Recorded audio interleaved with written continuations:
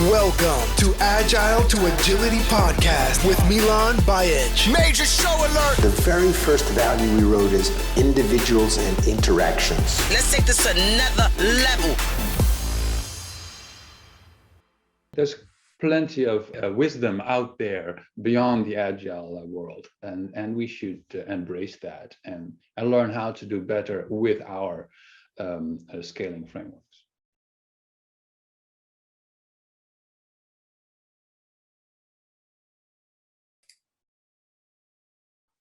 All right. So, Jurgen, thank you for taking the time. And I've only done a couple of these Ask Me Anything sessions. So this is the first time that I'm using this tool for questions. So the idea and the goal of this session is just for audience to ask Jurgen any questions that you might have. As I said, I've had opportunity to have Jurgen on my podcast, Agile to Agility, where I asked him a lot of questions that I had for him, but I thought it would be fun for others to create a platform for others to ask questions.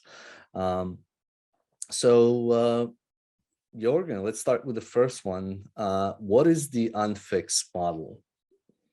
Yeah, well, first, thanks for the invite, Miljan. I appreciate that. I love experiments. So even if the tool doesn't work as well as we expected, doesn't matter. It's great to try things out. What is the Unfixed model? Yeah, well, let me begin. I haven't explained it like that as I'm doing now, but that's an experiment as well. With an analogy. When I was young, I loved Lego, and my brother loved Playmobil. I don't know if other people had that similar fight in their families when they were young. I collected Legos, and my brother had all these Playmobil stuff, and I didn't get it. I didn't understand why he liked it, because you couldn't build anything with Playmobil. It was all fixed. You got your castle, it was completed already, and then you could just move your figures in and out of it. I thought that was dull. I thought that was boring. I preferred Lego blocks, they were elementary pieces, and I could build anything I wanted. With my Lego, I could build hospitals and airplanes and whatever with the same blocks. And for me, that's the analogy that I could use to describe my love-hate relationship with frameworks, Agile scaling frameworks, because I think they are like Playmobil and not like Lego, because they come with fully finished pictures of, okay, well, this is what your organization is going to look like once we are finished with the Agile transformation. And there's a lot of good stuff in there, as I've always said in many talks over the last years. There's just common sense, good practices in there, but the way they are collected and joined together, it feels like it's rigid. That's the whole idea of framework. It's in the word itself. It's this iron harness, basically. So that's why I thought I would like to try something myself, keep the good stuff, good patterns, good ideas, but then use the Lego metaphor analogy, keep them as building blocks, and then you can build any organizational structure with it. So I have a couple of building blocks, like the value stream team. Anyone knows what that is, Scrum teams, Kanban teams, but also the facilitation crew, that's like a team of Agile coaches, but also the platform crew, which is something that is not mentioned in some other frameworks, but it is a common pattern. It comes up in team topologies, for example. But then also a few things that I did not see in the Agile scaling frameworks that we do have, but they are good patterns that I picked from other sources, like give the managers a place that they can recognize. The governance crew, it is not there in SAFe, it is not there in LESS, it is not there in many of the other frameworks. By design, they try to say, okay, well, let's not describe management. And I think that is a problem. You need to show the managers where they go. They go over here and stay out of everything else. That's the good pattern. You have your own little box there and keep the rest self-organized. And I have their acquisition crew and experience crew, which is an idea that I have from organization design, where they call this the front back model, with a focus on experience, because product is still a sub-optimization. I could talk about that later if you want. But everything we do in the Agile world is still about product ownership, product management, product backlog, product roadmap. Well, guess what? The product is just one part of the whole customer experience. And there are many parts in the organization also with touch points with customers that are not product, but that are logistics or marketing or service. So that's why organization designers say you need to have something that covers all of that, not just the product, but everything. And I have that on the customer side and on the supplier side. So I offer a couple of new things, I think, that are not in SAFe for Agile, the Agile scaling frameworks such as SAFe and Less and the others. And the way I try to offer it is more like Lego instead of Playmobil. More like these are building blocks. You can recombine them in any way you want. And even if you only have a value stream crew, well, great, that's a starting point. That satisfies the Unfixed model. That's first step. Then you could add other Lego blocks later. So that's the idea of Unfix. I tried to add some patterns that do not yet exist or have not been embraced in other Agile frameworks. And the way I present it is more modular. At least that's my intention. Yeah. So maybe to break, because I think this is really important. And I know, like, at least when I looked at this and, other people have said, how's this any different? I think to me, the biggest difference here is a couple of things. You talk about patterns, and all of the other frameworks, if you look at SAFe, Less, and name it, are based on patterns. But I think a lot of the patterns are embedded into practices and people don't fully understand those. And they're more, when it comes to these patterns, they're embedded in the framework to a point where it's hard for people to understand how to decouple those patterns if you need to change the context. The way that what I see here, at least with Unfix model, is that what you've done is you've created a structure and you have these patterns, but it's a lot less lot less stricter than any of the frameworks. In a sense, you've created some guidelines and guardrails, and you've kind of defined these aspects of value streams, governance, and these labels, but it's still loosely kind of loose structure or loose model where it allows for contextualization. So you can contextualize this and then add to it, which I don't think, especially with SAFe, and like you said, there are a lot of good stuff, but there's too much stuff in it where people don't fully understand how to contextualize. Do you see it that way, or am I misreading it? Yeah. I think back of that big box of Lego that I had. That was a big box of options when I had that I had as a kid.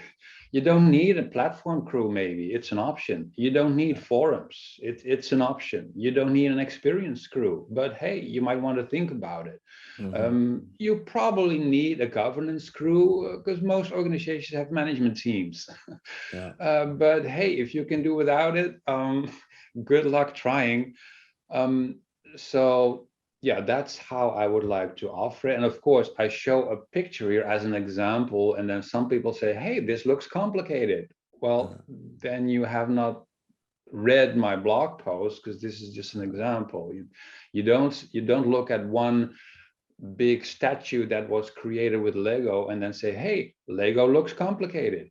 No, well, it's the Lego possibilities. You're showing one of the structures. Lego is actually just very simple. But if I make a big thing out of Lego, it doesn't mean that Lego itself is complicated. It just means you can make complicated things with Lego for sure. And you could also make very complicated organizations with Unfix. I'm pretty sure. It's a first version of the box of components, and I'm sure I'm going to iterate on this and find some new patterns that we're going to add over time. But I want it to be mainly descriptive and not prescriptive. Like if you look at the scaled Agile framework, it is in a certain way, it's quite prescriptive in the iterations, the cadence, the iteration planning, and all that process stuff is quite prescriptive. I try to stay away from that. I would like to have options with suggestions like, well, this option works in this context, but you might want to consider this one in another context. Let's see if that works, how far we get. Yeah, great. So I don't know, like I'll open it up. As I said, we're experimenting here. So I'll open it up. We're on the first question here. What is the unfixed model? So Done. Does anybody have any follow-up question? There's at least one follow-up question down here, but anybody else want to ask anything related to the unfixed model? Don't be shy. We just need what is that video with the first follower? I just need one with the dancing guide, you know. We just need the one person to start. So I'm sure you guys have questions.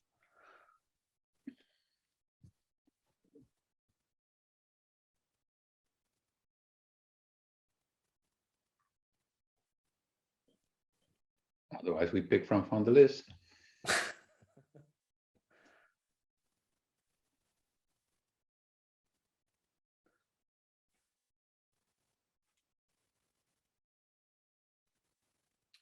All right, well, let's again, feel free to jump in, but maybe Jurgen, going back to this, like you said, and it resonated with me too, about like, if we look at the frameworks last 10 years, if you look at any of the frameworks, if you look at the success of those frameworks, you know, we have a lot of case studies, but they're, you know, mostly selling points and, you know, specific, you know, time. You said that it's time for you know to look at these patterns, or to look at scaling in a different way or through a different lens. And you're not the first one that's saying that. I think everybody's saying, you know, the current frameworks and all of this it's not working. We need something that can be contextualized to each client's situation at any given time, as you know, the client, you know, the organizations will evolve and change. What, you know, you work with a lot of clients, you see a lot of things. What triggered your kind of idea for, okay, you know, we got to start this discussion around something new, something that will evolve, but what we currently have and provide as options to our clients is not working?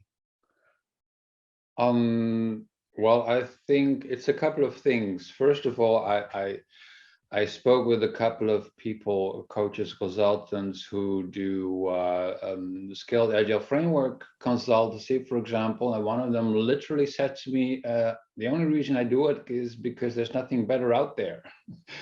But I agree with all the criticism on it.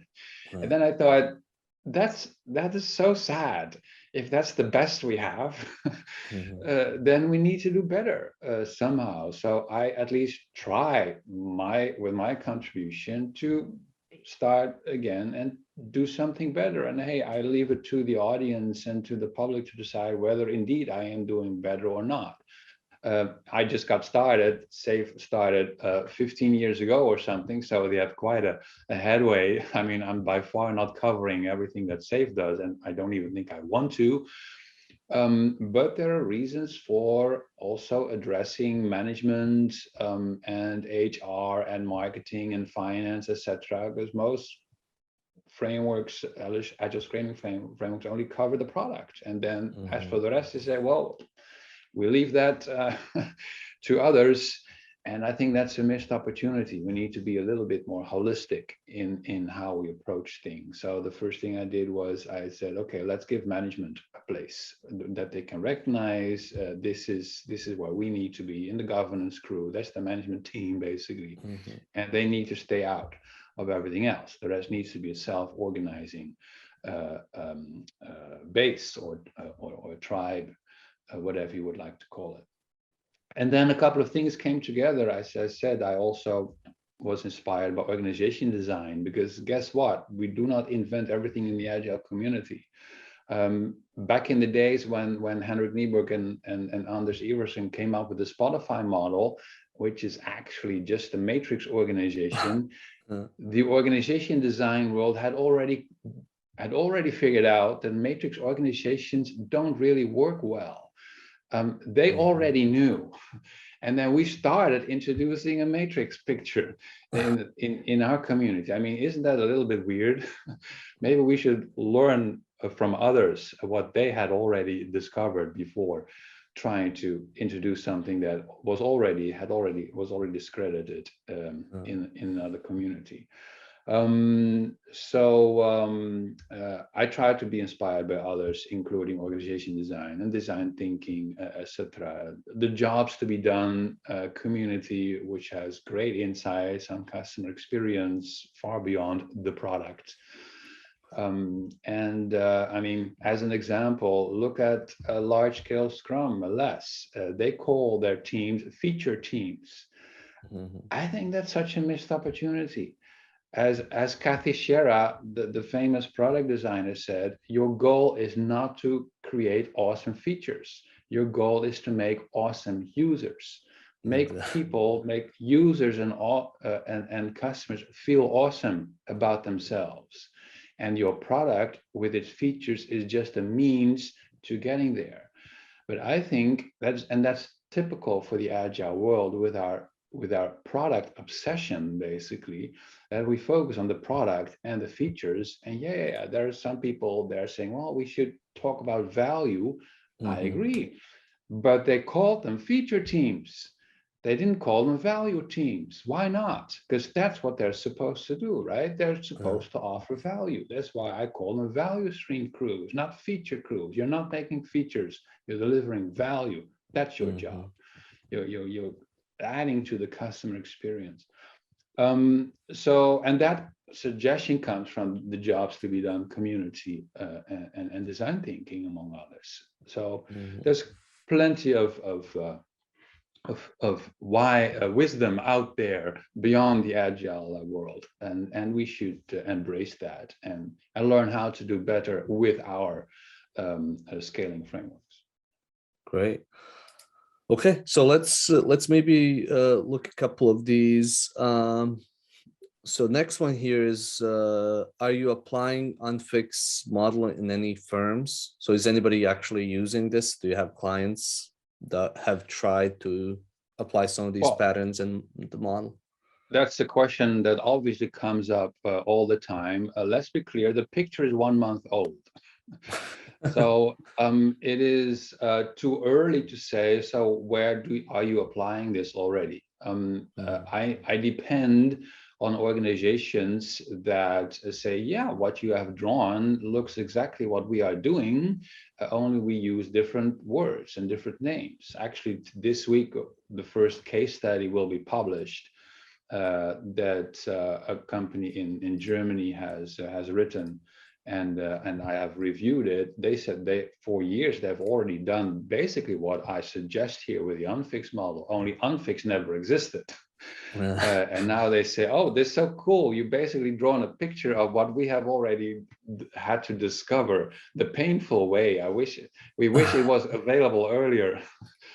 So I was happy with that because it means that we now have the first case study, and I'm also talking with other companies to discuss what they're doing and matching that with this picture.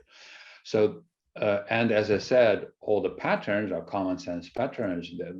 Many organizations have platform crews, many organizations have facilitation crews, many of them have capability crews. It's just I cannot simply mention now one specific company that does all of this in this picture, but because this picture is new. Well, so I don't think it will be the picture. So like, it's interesting what you say. So like on my podcast, I've interviewed you, I've interviewed Dean, I've interviewed people from Discipline Agile. I've talked to people from Less, right? And I've talked to people that have been around, for a long time. And everybody says the same thing. Like whatever framework you do, you need to contextualize it and adopt it to your own needs. It's almost like, here's a recipe. Some recipes are more detailed than others, but if you don't have all the ingredients, you have to contextualize it, right? That's what everybody said. Even Dean himself, like from SAFE, said, if you don't know what you're doing, you're going to mess it up in a sense. Like safe is just collection of patterns and things that he's put together. It's just that it looks like a very delicious recipe that my organization can use, and people use it blindly. And I think, what I see here with your kind of example recipe, first of all, you're not saying here's a recipe, you're saying here's a potential cake, what cake would look like, and here's the recipe for it. But you need to learn what type of cake you're building, and here are some patterns that you can use and ideas to build your own cake. And I think that's what we're kind of going, right? In a sense that it's not prescriptive, it's just an example. And to use that analogy, which is also a nice one, I don't even think it's a recipe. It's more like I offer the ingredients. That's what I'm saying. Yeah, exactly. Yeah, it's your job to make the recipes, indeed. So that's maybe the difference with the other ones that are indeed more like recipes instead of ingredients. And then you have to sort of reverse engineer what are the ingredients actually in this recipe. While I offer just the ingredients and not so much the recipe. So that's a little bit of a different take. And I understand that Dean and others say, well, these are you need to be inspired by and modify according to context, for sure. But SAFe says you're not doing SAFe if you do not have an agile release train with a cadence. Well, that sort of limits your options significantly. Because that does not apply to many organizations. Take a games company. I was at Rovio in Helsinki, famous for Angry Birds and many other games. They would not be able to do SAFe over there. That makes no sense at all, because every team has a different game. That they are responsible for. They release completely independently. Actually, the teams compete with each other because every game competes for the same eyeballs. You can only play, you can only play this one game at a time. So those products are all competitors within the same company. That's not. You cannot manage that with SAFe. That makes no sense. You don't do a PI planning for all those teams. So that does not apply there. But you can perfectly paint that with Unfix. You would have a fully segregated base in that case, because I described 4 different types of bases, where SAFe would be like the fully integrated base. All the teams work together on one product that is released at the touch of a button, perhaps. But all those teams are part of that same product creation endeavor. And that's just one kind of organization. There are many others where the SAFe assumptions are not applicable. So the key message is, I guess, you're going to have to, based on ingredients that you have, you're going to come up with your own framework. And that's what we need to do in organizations rather than, and it's good to, I think one of the things that, that stood out talking to the different people on my podcast as well as outside is that it helps to have a base. It helps to have some type of structure to start with and then evolve it, but try to keep that, lightweight. So if I may, I finished the question, are you applying Unfix in any firm? Yes and no. The patterns individually, they are well-known patterns. It's the collection that is new. So we are now at the point where people say, okay, well, this looks like a great idea. Let's start implementing, or let's start trying this. I have heard this dozens of times already in the last 2-3 weeks. Great. So I hope people are going to let me know what they have tried using this picture instead of other toolboxes, but we need to await those results. Or at least what we can do is start having the conversation about these things. Great. All right, I know we have Mia has a question in chat, which I'll either add or will address, but let's go to the ones that we have here. So the next question down is, which practices you see as foundational to be applied with the Unfixed model? Right. Well, thank you, Marcello, for asking. I think the base, you see the word at the very top, at the very bottom, sorry. That's the one. And that's the idea. And basically only the Spotify model has done that. They call it the tribe, right? It is the place for a sense of belonging. It is the place where you feel at home.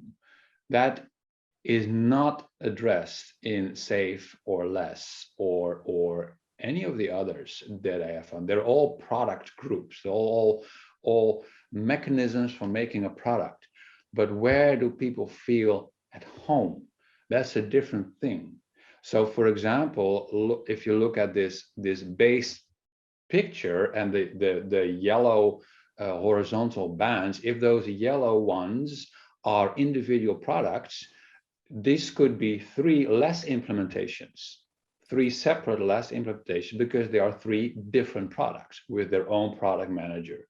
But where do these people feel at home? Where's their sense of belonging? That's the base, that's the tribe in the Spotify model. And I think that's more important than what product are you building, at least for employees.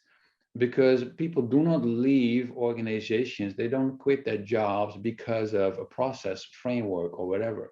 They quit their jobs because they lack a sense of belonging, lack a sense of recognition. I shared a couple of times the example of myself. I was at a company 20 years ago working as a software engineer. And it was a typical consultancy company, the kind that where they rent out your brain to the highest bidder, right? So my brain was rented out to some customer. I was with 3 other guys, and I love my team. We had a really cool team, and that was basically my home for me, my base. That was only the team. I didn't care whatsoever about the company. I'd nothing at all. And then within a year, I quit. I went somewhere else because the company had done absolutely nothing to make me feel that I belonged to something that was larger than just those 3 people that I happened to be working with on that project. 0. And that's a big mistake if you do not create that sense of belonging. So I think that supersedes the products that people are working on. Of course, they need to create value for customers. But why would they work at your company in the first place? That's where it begins, that the employee experience. So it's not only customer experience, but also the employee experience. That, for me, that's the X in Unfix, is the experience in general for everyone involved, the customer and the employee. And for the employee, that means you want to belong. There's not just diversity and inclusion, no, belonging is the next step. So that is for me foundational. And once you have your base, then you could have a self-organizing group of people who work on fantastic projects and products and whatnot. Great. Is there any other foundational besides the base that you would say? Well, I would say the obvious one is value streams. Yeah. But I don't think I have to explain that to anyone on this call. I mean, that's your basic Scrum, Kanban team, or whatever method you would like to use, or it doesn't matter to me. Just offer value to customers. I happen to have a weak spot for the role of managers. I mean, I wrote whole books on that topic. Yeah. And so I see having a place for managers, as I said earlier, also as a very important thing. Because let's face it, SAFe and less and other frameworks specifically do not describe where the managers go. And by not doing that, they seem to make it easier for themselves, because they can say, well, you don't need to change any management relationships when you introduce SAFe or less. But then guess what? You will have a matrix organization creeping in through the back door. That will be the result if you don't fix that. And the organization design community have already said, try not to do that, because the result of matrix organizations, as they found out, is that things get escalated more often to higher management, because different people on teams have different managers, and those managers have different managers, and then things get bubbled up far more often. It's like an uncaught exception in software development language. It's just uncaught. It bubbles up the chain. And the interesting side effect is that basically you get a more centralized organization because more problems are bubbled up to higher management layers. That is the result of a matrix organization, as they found out in organization design in practice. So maybe this is tied to a question that Mia asked in the chat, which I think you answered it, but I don't know if you want to add anything to it. How does Unfix prevent the organization from having a lot of hierarchy? I think, you know, that you could expand on that. Sure. So what so as I said earlier, I try not to be too prescriptive, but I am prescriptive in the sense that your base has a management team. I call that the governance crew, and it has managers nowhere else. That is prescriptive. There are no managers allowed on the value stream crews. Like, you don't send managers on airplanes with the stewards and stewardesses, right? They stay at home. they don't go with them on the journey. You don't need that. So there's no managers anywhere except in the governance crew. So it's not allowed to create middle management, basically. With this model. And then what happens above the base? Well, that is undefined at this moment. I am very inspired by Haier, for example. I've been at Haier, Chinese company, the biggest producer of household appliances in the world. And a very famous company for the management practices. They basically have 4,000 bases in a big self-organizing network where they collaborate and compete with each other, and they practically have no management above that. Well, that is super inspiring. I spoke with the CEO. He wrote the foreword for the Chinese translation of my book, Management 3.0. And that would be like the ideal. You have this pool of bases that collaborate, compete, coordinate with each other in an ecosystem, a market, basically. And each base has a management team. That's it. But I do recognize probably you will begin in a traditional organization with existing management layers. All right, okay, cool. That's your starting point. You would like to take a chunk of that organization and turn that into a base, as I described with my Lego box of options. And if you have a successful implementation there, you remove middle management in that part, you do the same elsewhere. And if you do that well, you will see the amount of management shrinking. Fingers crossed. That's the idea behind it. Great, thank you. So there's a couple more questions in the chat, but I want to go back for the ones that people put in here. So let's see here. This one was just added. Yeah, let's discuss these, and then we have about 20 minutes left. How would you suggest to build that sense of belonging more effectively? Gosh, a good question, Julia. I wrote a book called Management 3.0 where I touched upon some of these things. I offered moving motivators at the time as a way to understand what motivates people. I now have a newer version, basically called the 25 Drives Grid, a bit more extensive model of human motivators. Because as I always say, people are wired differently. Some people are motivated by beauty and others are motivated by influence, or they're motivated by friendship, etc. So it's thanks for that. And I am personally motivated by curiosity. I love learning. I just want to run experiments and see what I can learn from that. That's what I want to see in my job. Well, if you recognize that, the diversity of motivation among your employees, and you somehow give them an opportunity to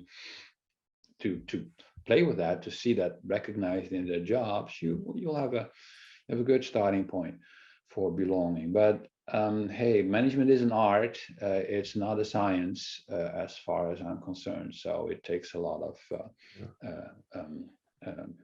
gut feeling. And I appreciate, maybe just to at least my thoughts on this. I think both Unfixed model and this, and it comes across as like I have no no business partnership or anything with Jurgen. I really enjoy and appreciate what has done for the community. But like, I really like how you package these things in a sense, like even the 25 drivers, this is understanding what motivates us as humans. You can use this with, not just at work, but it's about how do I better understand people? How do I better understand cultures? So like, the way that you, for instance, visualize this, when I first saw it a couple of months ago, it was really kind of like, oh, thank you. Thank God somebody did this, because I don't have time, or I probably wouldn't be able to do it like this. And I think it's the same feeling that I had with the Unfixed model. Like, I'm thank God that somebody started discussing that we need to move away from these frameworks that are not working. And you're not saying like, hey, this is exactly what you need to do. But the fact that, somebody has brought it up and said, hey, let's, lift our heads up and see what else is possible. That's my job, Miljan. That is what I hope to get paid for somehow. Like I always say, I'm not a coach or consultant, because that allows me to do these things. I do totally understand that people who are with their feet in the mud on a daily basis, they don't have time to do that modeling and thinking and endless reading, which is what I love to do. So I'm always like one step away from the real action, but that 30,000 feet level view allows me to do these things that are then useful for those who have to try and put some of those ideas into practice. So that's exactly what I'm trying to do, and what the value is that I'd like to offer. And I created 25 Drives Grid because I want to understand what motivates customers as well as employees, because moving motivators at the time was only focused on the employee relationship. And then I thought, okay, well, customers, they have other motivators and drives to use pictures. So I needed a more holistic model for that. You can use this. What motivates your significant others, your kids, it doesn't really matter in a sense. It's comprehensive, yeah. Great. Well, let's address some of these. I'm not sure how this. I mean, it is Ask Me Anything. So, Manor John. Sorry, I'm not pronouncing your name correctly. Says, should we define focus time? I guess work focus time, say 3 hours or 5 hours while working in Corona timing. Yeah, I think it's definitely a topic worth thinking about. Mainly, I understand from what I have experienced myself, and also what I've read, there is a much higher chance of burnout with online meetups, etc., compared to being in an office. And hybrid working itself adds another stress level of not moving back and forth between home and between an office, and then figuring out where your stuff is and planning hot desks and everything. It adds to the cognitive load of human beings. And you can have a couple of hours of meetings per day, perhaps. When you do that remotely, you can have more of that when you're at the office face to face, because it is less draining. This is something that you need to think about. I try to keep it down per day, the number of meetups and meetings that I have, to not more than 3 hours, sometimes 4. That is exceptional, but preferably less. Definitely not more than 4. Then I reject or deny any further invites, because I need to protect myself, and it is more challenging to do this online. But the level is different per person. I know some people can handle less, and others will be able to handle more. But you need to think about these things. I think just maybe to add to that, it's more about having discussion about when is our focus time, how much do I need it. It might change from time to time, but just I think having that as a discussion. Great. And be respectful about it towards others. I mean, there's so many things that people ask each other that require a synchronous syncing their communication that could also be done async. Like it happens to me every now and then. People, hey, can we call? Or someone just that has my number and tries to call me, and then I don't pick up my phone, and then they send a message, and I say, you see, you could have sent a message about that. Why are you trying to call me? I was trying to concentrate or reading something. So you need to be respectful about that. Great. Let's. I think that's something that all teams, and at least the teams I work with, need to continuously discuss and figure out what works for them. What are the differences with Unfix between creating new organization and transforming organizations? Thanks, Paco, for the question. It's not something I have really thought of yet. I think everything is easier when you start with a new organization. I mean, with a blank slate, right? That's if only that was possible all the time. You'll have to work with what you have, and that is often existing companies. I think the difference is, and that sounds obvious, perhaps. You have a starting point, and then you might have an ideal situation that you could draw with your Lego blocks, with your Unfix, with an Unfix model, and then you need to figure out, okay, which small steps can bring us in that direction. And if you have an existing organization, you might have a longer road to take, because if you have a new organization, you can immediately put the right blocks in the right place. But if you have an old organization, like for example, you have a manager on a team, well, you have to get rid of that manager somehow. You need to put that manager somewhere else. It's not something you do like that, because this is a human being that we're talking about. So that might require a couple of additional steps. So it takes longer. That's the only thing I can come up with. And thanks for the question, Paco. I do believe that it is worth creating or designing multiple futures. So do not create like one ideal organization, just create a couple of models. Like, okay, the organization could look like this, and the organization could look like that. I am now actually creating a Miro template that should allow people to do these exercises. And then if you have a couple of these examples, like these are possible futures for our organization design, then step back and say, okay, well, this is where we are now.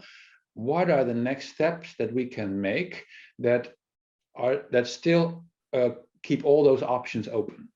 And then at least you get things going. Like you can say, well, in those 3 scenarios, in all the scenarios, that will require us getting rid of this manager from this team. So, okay, let's make a journey, a scenario for that. How can we do that in a respectful way with that person? Great. A next question that's somewhat tied to that is, how do you see the future of business and team agility? Well, what I hope to see is that nobody's really talking about agility anymore, because this is just a means to an end.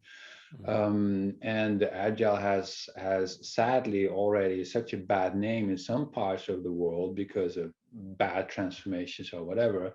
But I think the experience, the customer experience and the employee experience, I'd like to call it the human experience, that is a big thing. It has its own acronyms. The customer experience is CX and the employee experience is EX. You will find that out there when you Google a little bit. That's a big thing also for us as an Agile community. And once you realize that it is actually about the experience and not about the product, then we realize that we have a couple of things to learn from the jobs to be done community, as I said, and from design thinking and service design and other communities out there that know quite a bit more about experience than we do in the Agile community, because our obsession is still so much about product. Even today, I was listening to a podcast and they were talking about how to move focus in an organization from project to product. And I thought, no, it has to be experience, not product. What is the experience? And sometimes I think it's also like that stepping stone. I think related to at least what I've seen is like with transforming organizations, there's more steps. So the experience is kind of the longer term goal, but you might have to move to products before you move to definitely. And I'm not saying it is wrong. I totally agree there. So I'm happy that we made that step from project to product. But the question is, how do you see the future? I see that the next step to take is, okay, let's stop calling them feature teams. Let's call them value teams, just to emphasize, to stress, you're not building features, you're making awesome users by having something valuable for them. They don't care about your features. They care about feeling awesome. I do a lot of painting in my house, as some people noticed on Facebook, among others. I feel like an awesome painter because I get compliments from my friends and family. Oh, this looks so good. That is the job of the paint. That is the job of the rollers and all the materials that I use with all the features. It's to make me feel awesome as a painter. That is what it is about. And something else that's related to this, static teams. You said your this model, Unfixed model, was influenced by team typologies and also Heidi's book on reteaming, which in that book she talks about how it's the future, or at least she talks about it is right now. But I think in Agile we've talked about stable teams, we talked about, and her point is like we need to be able to have dynamic teams that are reteaming. So the question here is, what is the reason or believe that the static teams are not agile? Well, it depends on the signals from the environment. Things happen in the environment that might require you to have a different combination of people. I'm sure you have noticed a couple of months ago that Facebook was offline for 6 hours or something. Mm-hmm. Do you think that at that time they formed a new team and gave them the chance to go through some team building exercises with forming, storming, norming, performing? Hell no. They had to go and fix the problem like that immediately. Every minute cost them millions. So and these things happen. You do not have time each time to go through that Tuckman process of forming, storming, norming, performing, because things happen faster and faster in the environment. And there are plenty of other industries where they have already figured this out. I mean, Tesla is one. I was talking to Joe Justice, and he worked at Tesla. And by the way, you can check out, if you're not familiar with my podcast, I've interviewed Joe there, Heidi from. You can check out everything that I've said. But Joe Justice said, like, the future, that the way that he describes agile teams is like where you're essentially a team until you get something done, and then you have option to reteam after that. Exactly. You stay together until you finish something. It could be half a day, it could be 3 hours, but they have a backlog of things that they finish, and then you have opportunity to reteam. Yeah, and so that's why I call them crews, because you're on a mission together. You're on a mission to get something done. When you've done it, you might form a new crew, like they do at airlines, like they do in hospitals, like they do at fire departments. They get something done. When they're done, they might form a new crew. You don't have to, but you want to have that option as a company to allow people to reform, because it increases your agility, it increases your versatility as a company. And that is, again, why the base is so important, because the people's primary allegiance should not be with the team, with the crew. It should be one level up with the base. You need to, well, it doesn't matter which people I work with, because everyone here at the base are my colleagues, my friends. We are a community of 100 people or something. And no matter which people I end up with, we're going to do an awesome thing on that crew for the next couple of weeks, months, or whatever. And then we might form different crews. Now, Joe paints an extreme picture at Tesla. They do this every 3 hours. Yeah. and he said the learning goes through the roof, of course. Yeah. Within a couple of weeks, Joe explains, you've worked with everyone in the base. Imagine that, how much you learn in such a short time and how many people you get to know, it is tough in the beginning, but it pays off. At a larger scale. It just gives a company, I think, options, and it gives company like and the less extreme options are explained by Heidi indeed in her book Dynamic Reteaming, and she mentions Redgate software as an example. Chris Smith wrote a couple of articles about reteaming once per year. Well, that sounds good to me. And they say, when we do reteaming, there's a little bit of a dip in velocity in the few weeks after that, but no customer notices it. And the benefits are bigger than the drawbacks, because it helps people with their personal development. It helps to create bonds across the base instead of just within the team. And it helps the company to be more agile.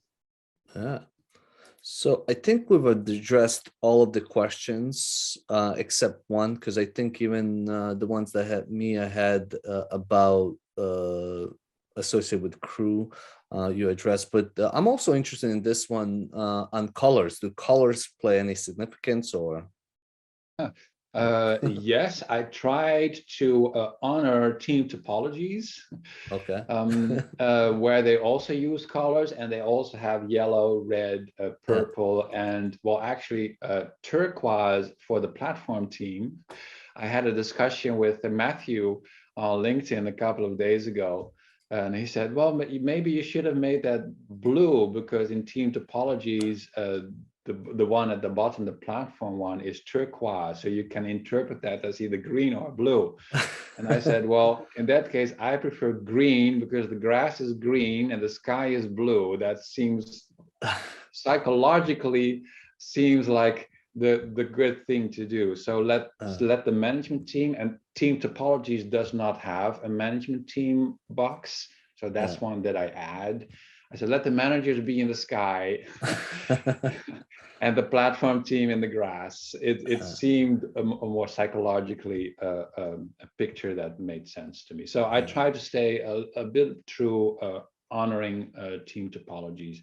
But the ones at the sides are new, like the acquisition crew and the experience crew. They are new, but you can see them as special cases of the purple one. And that's how you can interpret the colors. And I needed 2 other colors, so that's why those are yellow and pink. Those were the 2 remaining colors that I hadn't used yet. Great, good question. Yeah, I didn't, I thought there might be some correlation, but thank you for explaining that. So I think that's all of the questions. I hope that your questions got answered. As I said, this is a pilot.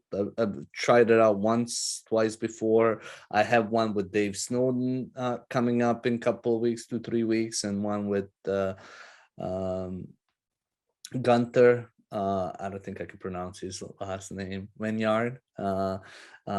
So check out those if you haven't, but I hope today was valuable for you, and I hope to see you in the future. And Jurgen, thank you again, as always, for taking the time to answer. Thanks for the invite, Miljan. Thanks for the participants for asking questions.